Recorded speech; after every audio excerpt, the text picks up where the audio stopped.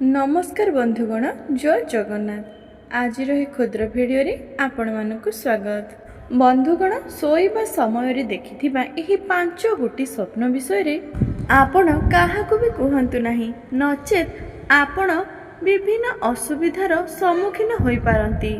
आज भिडियो रे आमे जानिबा एमिति 5 गोटी स्वप्न विषय रे जहाकू आपण केबे ना केबे निश्चय देखिथिबे एवं आपण एही स्वप्न देखिबा परे हुए तो काहाकू ना काहाकू आपण एही विषय रे कहि देथिबे, किंतु एहा बहुत बड़ भूल अटे। तेबे बंधुगण, आपण एही 5 गोटी स्वप्न विषय रे केबे भी काहा सम्मुख रे कहंतु नाही। तेबे बंधुगण, चलंतु जानिबा सेही 5 गोटी स्वप्न विषय रे। सेथिपाई भिडियोटी को शेष पर्यंत निश्चय देखंतु एवं एही भिडियोटी को गोटे लाइक करी एही चैनल टी को सब्सक्राइब कर दियंतु एवं पाखरे आसुथिबा बेल आइकन को मध्य प्रेस कर दियंतु। तेबे बंधुगण, सोइबा समय रे प्राय समस्त व्यक्ति किछि ना किछि स्वप्न देखिथांती। स्वप्न देखिबा एक सामान्य प्रक्रिया होइथाय। किछि स्वप्न एमिति होइथाय जहा आमर निद भांगिबा परे आमर मने रहि नथाय। सेमिति किछि एपरि स्वप्न आसिथाय जहा सोई कि उठिबा परे मध्य आमर सब किछि मने रहिथाय। आपण केते थर एमिति बहुत लोकंक मुहर सुनिथिबे जे मु केउ स्वप्न देखिथिली, एमिति तो बाहर लोकंक सहित आम निज स्वप्न विषय रे आमे कहि देथाउ, किंतु एही कथा बहुत कम लोक जानि छथि जे किंतु किछि स्वप्न एमिति होइथाय जे आमकु काहा सहित भी शेयर करिबा उचित होई नथाय। शास्त्र अनुसार एमिति करिबा एक बहुत बड़ भूल होइथाय। एहा द्वारा भविष्यत रे मिलिबाकु जाउथिबा आपनको शुभ फल मिलि नथाय। तेबे चलंतु जानिबा सेही 5 गोटी स्वप्न विषय रे जहाकु आमकु काहा सहित भी शेयर करिबा उचित नहे। नंबर 1, प्रकृति सहित जड़ित किछि स्वप्न।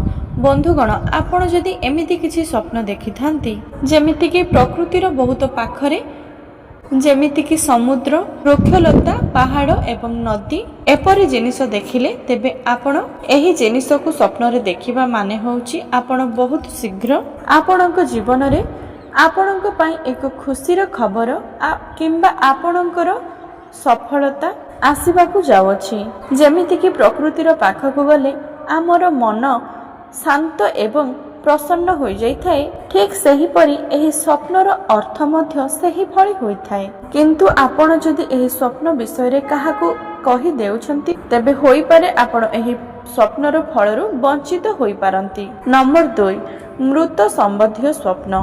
बंधुगण, आमे बेले बेले एपरि स्वप्न देखिथाउ जेउथिरे आमे आम निजर किंबा अन्य कौनसी व्यक्तिंकर मृत्यु देखिथाउ एवं एही परि स्वप्न देखिबा परे आमे केबे केबे मध्य डरी जाइथाउ एवं केबे केबे आम मन अधिक विचलित हो जाइथाए। तेबे बंधुगण, जदि आपनकु एही भली स्वप्न बारंबार देखा जाउछि तेबे आपनकु अधिक विचलित हेबा कौनसी आवश्यकता ही नाही, कारण मृत्युर स्वप्न आपणकर समस्यार अंत हेबार दर्शाई देइथाए।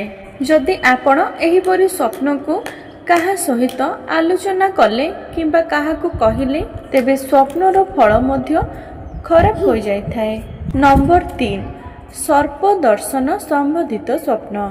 बंधुगण, जेतेबेले आमे स्वप्न रे साप देखिथाउ सेतेबेले आमे अधिक भयभीत हो जाइथाउ, किंतु जदि आपणकू स्वप्न रे कौनसी साप देखा जाइथाए तेबे आपणकू भयभीत हेबार कौनसी आवश्यकता ही नथाए, कारण स्वप्न रे साप देखिबा द्वारा आपणकर आगकू आसुथिबा व्यापार रे उन्नति किंबा कार्य रे सफलता रो संकेत देइथाए। माना जाइथाए कि स्वप्न रे साप देखिले आपणकर धन लाभर संभावना रही थाए। सेथिपाई आपण एही स्वप्न विषय रे काहाकू भी कहंतु नाही, कारण शास्त्र मतरे एपरि कले आपणको एहार शुभ फल मिली नथाए। नंबर 4, भगवानकर दर्शन। जदि आपणको स्वप्न रे भगवानकर दर्शन हेउछि तेबे एहार अर्थ एहा अटे कि आपणको बहुत शीघ्र आपणकर जीवन रे बहुत बड़ खुशी आसीबाकू जाउछि। स्वप्न रे भगवानकर दर्शनर अर्थ आपणकर किछि बड़ सफलता रो सूचना होइथाए। ଆଗକୁ ଆସୁଥିବା ସମୟରେ ଆପଣଙ୍କୁ କୌଣସି ନା କୌଣସି ଖୁସି ଖବର ମିଳିଥାଏ। ସେଥିପାଇଁ ଆପଣ ଏହି ସ୍ୱପ୍ନକୁ କେବେ ବି କାହା ଆଗରେ ପ୍ରକାଶ କରନ୍ତୁ ନାହିଁ। ନମ୍ବର 5, ମାଛ ସମ୍ବନ୍ଧିତ ସ୍ୱପ୍ନ।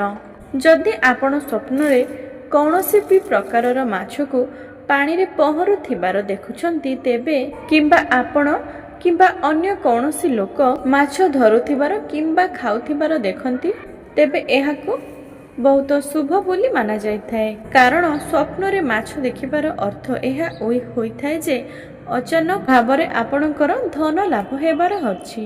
ଏହି ସ୍ୱପ୍ନର ଫଳ ଆପଣଙ୍କୁ ଆଗକୁ ଆସୁଥିବା 1 ମାସ ମଧ୍ୟରେ ଭିତରେ ହିଁ ମିଳିଯାଇଥାଏ। ସେଥିପାଇଁ ଆପଣ ଏହି ସ୍ୱପ୍ନକୁ କାହା ସହିତ ବି ଆଲୋଚନା କରନ୍ତୁ ନାହିଁ। ତେବେ ବନ୍ଧୁଗଣ, ଏହା ଥିଲା କିଛି ସ୍ୱପ୍ନ ବିଷୟରେ।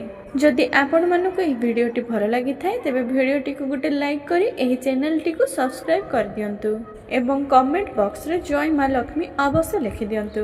ଧନ୍ୟବାଦ।